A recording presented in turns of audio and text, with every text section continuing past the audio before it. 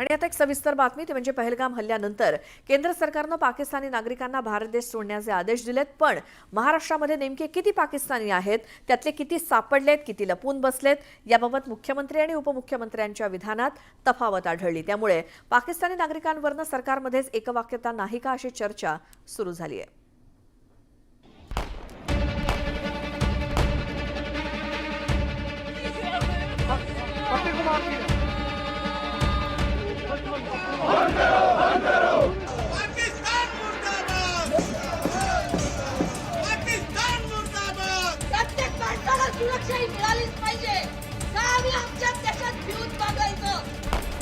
पहलगाम मधील दहशतवादी हल्ल्यानंतर देशभरात संतापाची लाट पसरली आहे।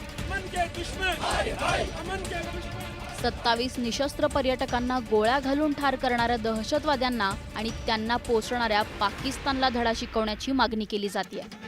भारतीयांच्या मनातील हाच संताप ओळखून केंद्र सरकारनं सिंधू जल कराराला स्थगिती देत पाकिस्तानी नागरिकांना भारतातून निघून जाण्याचे आदेश दिले। त्याची मुदत रविवारी संपली, पण महाराष्ट्रातल्या पाकिस्तानी नागरिकांवरून सरकारमध्ये एकवाक्यता दिसत नाहीये। रविवारी मुख्यमंत्र्यांनी सर्व पाकिस्तानी सापडल्याचं सांगत एकही पाकिस्तानी महाराष्ट्रात राहणार नसल्याचं जाहीर केलं। जेवढे पाकिस्तानी नागरिक आहेत ते सगळे सापडलेले आहेत, सगळे बाहेर चाललेले आहेत, सगळ्यांची घालवायची व्यवस्था केलेली आहे। एकही पाकिस्तानी नागरिक या ठिकाणी राहणार नाहीत। माझा अंदाज आहे आज संध्याकाळपर्यंत किंवा उद्यापर्यंत।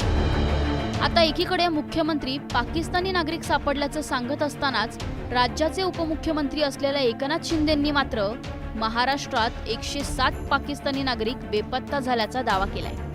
त्यामुळे पाकिस्तानी नागरिकांवरून मुख्यमंत्री आणि उपमुख्यमंत्र्यांच्या विधानात तफावत उघड झाली आहे। आता महाराष्ट्रातले काही 107 लोक कुठेतरी नागरिक बेपत्ता पाकिस्तानी आहेत। पाकिस्तानी जे जिथं असतील तिथून पाकिस्तानामध्ये चालते व्हा, अन्यथा पोलीस तुम्हाला शोधतील आणि जागेवरच ठोकतील। अशा प्रकारचं या ठिकाणी लोकांच्या मनामध्ये चीड निर्माण झाली आहे। सरकारमधील 2 महत्त्वाच्या नेत्यांकडून पाकिस्तानच्या नागरिकांसंदर्भात वेगवेगळी माहिती दिली गेल्यानं संभ्रम निर्माण झालाय।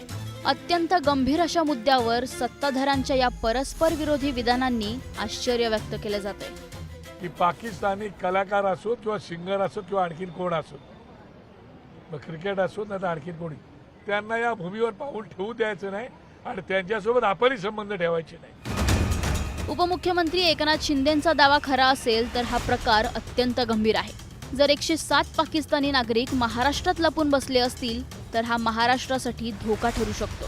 हा धोका ओळखून पोलीस आणि गृह खात्यानं यावर त्वरित कारवाई करण्याची गरज आहे, किंवा मग त्या 107 पाकिस्तान्यांचं पुढे काय झालं याबाबत तरी सरकारनं स्पष्टीकरण देण्याची गरज आहे।